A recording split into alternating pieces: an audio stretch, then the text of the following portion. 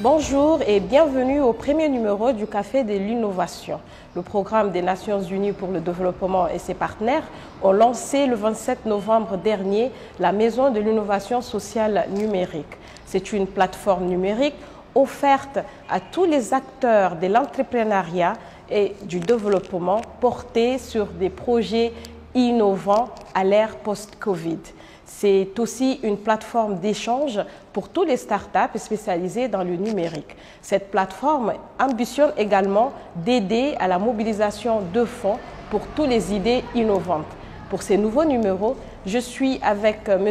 Adoum Kidim Bainan, directeur du Centre Césaire, Centre d'éducation pour enfants à besoins rééducatifs. Bonjour M. Adoum Kidim. Bonjour. Merci d'être notre invité. Merci. Est-ce que vous pouvez nous expliquer ce que vous faites dans votre centre? Merci de m'accorder la parole. Le Césaire est un centre d'éducation spécialisé pour enfants à besoins rééducatifs, comme vous l'avez souligné tout à l'heure. Le centre s'occupe de l'éducation scolaire, professionnelle et sociale de ces enfants. C'est des enfants avec des difficultés scolaires et nous assurons aussi leur protection. Nous avions plusieurs catégories d'enfants là. Nous avions les enfants trisomiques, les enfants qui sont victimes de troubles psychomoteurs. Nous avons des enfants qui sont autistes, des enfants attardés, ceux qui sont victimes de crises épileptiques. Donc il y a plusieurs catégories des enfants. Bon, généralement on dit que c'est des enfants à difficultés scolaires. Voilà un peu le travail que nous faisons avec ces enfants. Et combien d'enfants vous avez dans le centre? Nous avions 82 enfants pour l'heure au centre. Nous avions pu réinsérer beaucoup dans les familles, mais pour l'heure, sur le plan scolaire, nous avions 82 enfants qui sont inscrits au titre de l'année scolaire 2020-2021 au Centre Césaire. Vous avez plusieurs partenaires. Est-ce que vous pouvez nous les citer et nous en dire un tout petit peu sur votre collaboration? Merci. Évidemment, nous avions plusieurs partenaires. Le premier partenaire, c'est un centre qui fait le travail parallèle en Suisse. On appelle ça Fondation Persnège. Et c'est le premier centre à nous venir au secours. Pourquoi? Parce que j'ai bénéficié d'une formation en pédagogie spéciale là-bas. Et quand j'étais arrivé pour la première fois, ils m'ont demandé mais quel est notre besoin au Tchad par rapport à l'éducation de cette frange d'enfants. Moi, je leur ai fait comprendre qu'à l'époque, nous sommes en location. Nous louons un appartement comme ça pour commencer le scolaire. Alors chez nous au Tchad, il n'y a pas de contrat de bail. Un matin, le bailleur peut se lever et dire mais bon, laissez-moi ma maison, c'est l'école qui est en queue de poisson. Voilà, donc moi je leur ai fait comprendre que notre besoin primordial c'est le terrain, les locaux pour le centre. C'était comme ça que le centre Persnège a pu nous acheter le terrain au quartier Paris-Congo dans le 9e, 6e, j'allais dire, arrondissement qui abrite actuellement le centre Césaire. Donc voilà le premier partenaire. Après, on a eu plusieurs partenaires, l'UNICEF, nous avions ACR, nous avions aussi HI. HI, c'est Humanité et Inclusion par le passé. L'ancien nom était Handicap International. Eux, ils apportent l'appui technique, ils nous aident dans les formations. Voilà un peu les partenaires que je peux citer, entre autres, il y en a plusieurs. Que nous avions aussi un partenaire en Hollande, on appelle ça, c'est le groupe des enfants, groupe Skyenne. C'est-à-dire c'est des petits enfants qui vendent des timbres, ils font des petites activités comme ça et ils soutiennent aussi leurs camarades dans les pays sous-développés. C'était comme ça que ce groupe a pu aussi soutenir pendant 5 ans au moins sur le centre Césaire. Donc voilà un peu d'une manière ramassée les partenaires, quoi. Quelle serait votre plus belle expérience dans ces centres? Parlant de la plus belle expérience, j'étais touché par rapport à la vie d'un enfant. Et j'ai décidé de m'investir dans la vie de cet enfant-là. Et cela me reste vraiment, ça me marque dans mon travail que je fais au Centre Césaire, parce que l'enfant au départ était considéré comme un enfant à besoin rééducatif, qui a des problèmes spécifiques. Alors qu'au fond, le gars n'avait pas ce problème, mais il manquait à l'enfant l'affection maternelle, en un mot, l'affection d'une manière générale. Et cet enfant était privé de l'amour, de l'affection. Et il est devenu déficient intellectuel par la force des choses. Le milieu a transformé cet enfant, a rendu cet enfant vulnérable, quoi. Et je me suis investi et j'ai posé des questions, j'ai creusé dans la famille pourquoi l'enfant a ça. Pourtant, il ne ressemble pas à un enfant qui a des difficultés scolaires, tout ça. C'est là où on m'a fait comprendre que l'enfant a grandi avec sa marâtre étant bébé, même pas 6 mois. Parce que sa maman l'a abandonné, elle est partie. Et bon, l'enfant vivait toujours craintif, puis l'amour maternel manquait, et puis l'enfant est devenu. Et quand on avait investi longtemps dans la vie de cet enfant, l'enfant est devenu normal. Maintenant, il est en Espagne, l'enfant, il vit normalement, il se prend en charge.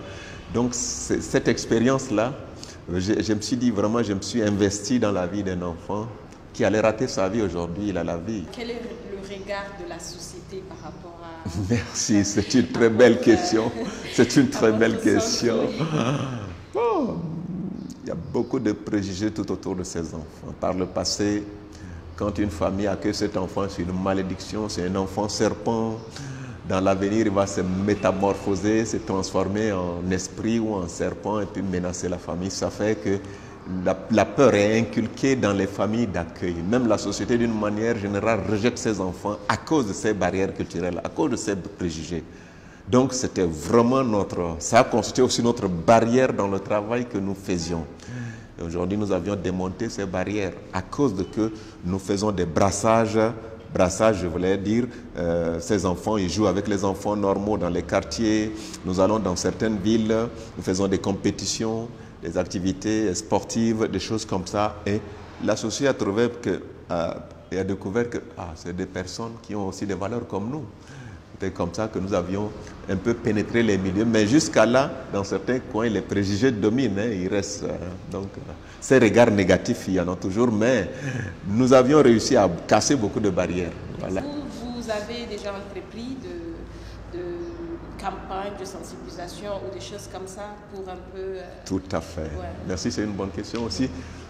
Par l'appui de Reach for Change, Tigo, nous avions fait des campagnes de sensibilisation dans 12 régions au moins. C'est tous les chefs-lieux des provinces.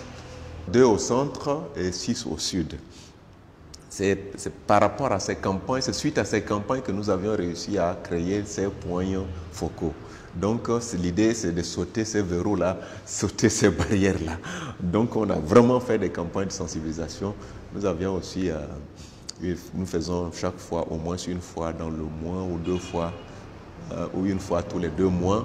Ici à N'Djamena, nous avions une antenne qu'on appelle Voix des personnes handicapées. Aujourd'hui, on dit c'est fréquence culture, un truc comme ça. Fréquence sociale.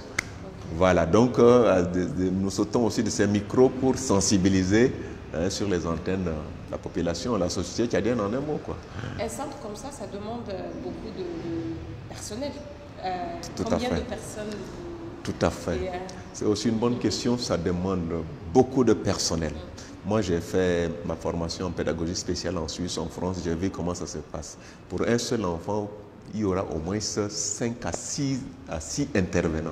Vous aurez le psychologue, vous aurez le psychomotricien, vous aurez l'éducateur spécialisé, vous auriez beaucoup de l'infirmier, beaucoup d'intervenants pour un seul enfant, un seul élève.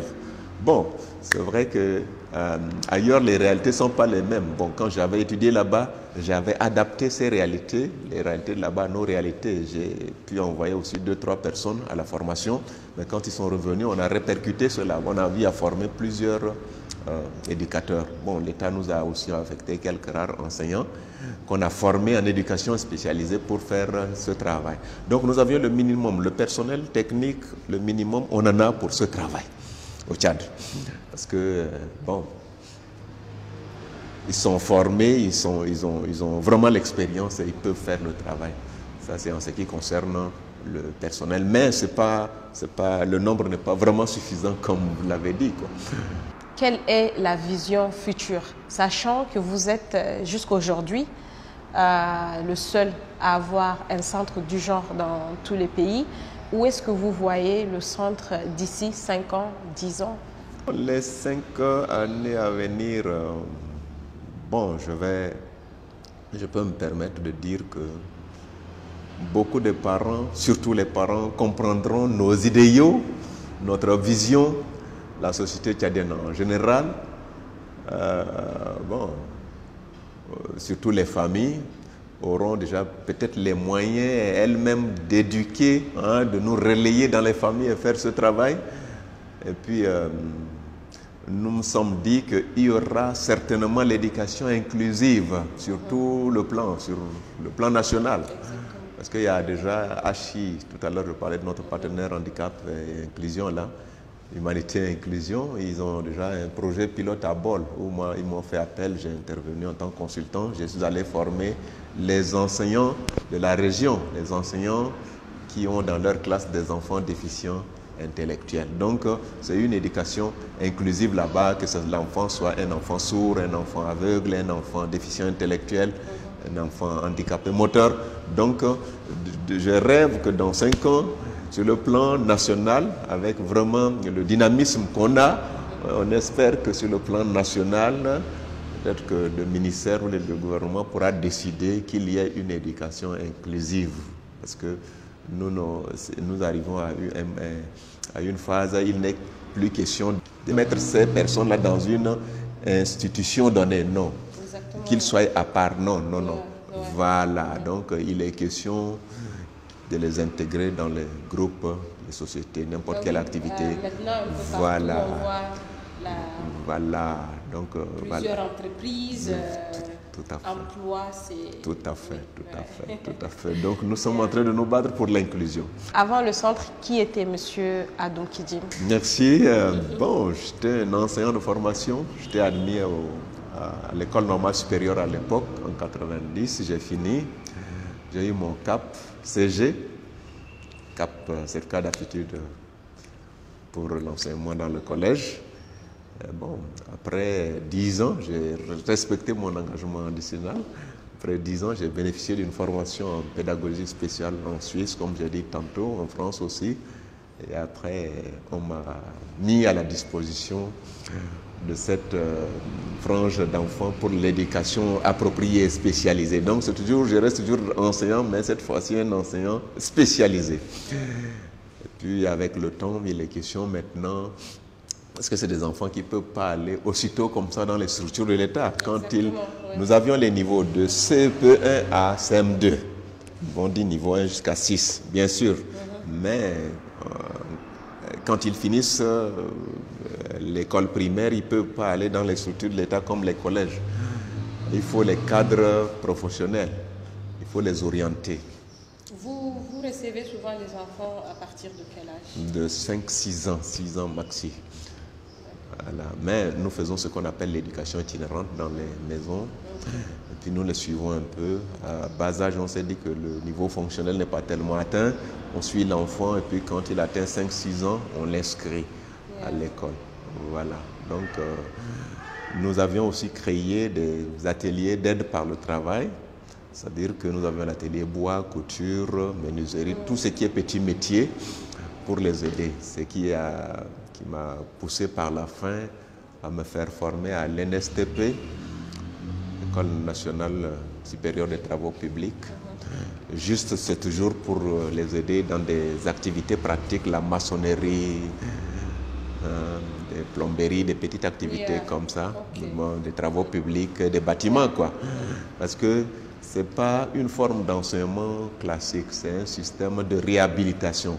C'est-à-dire que c'est un travail, nous le formons dans des activités où l'intuition domine, c'est-à-dire la répétition.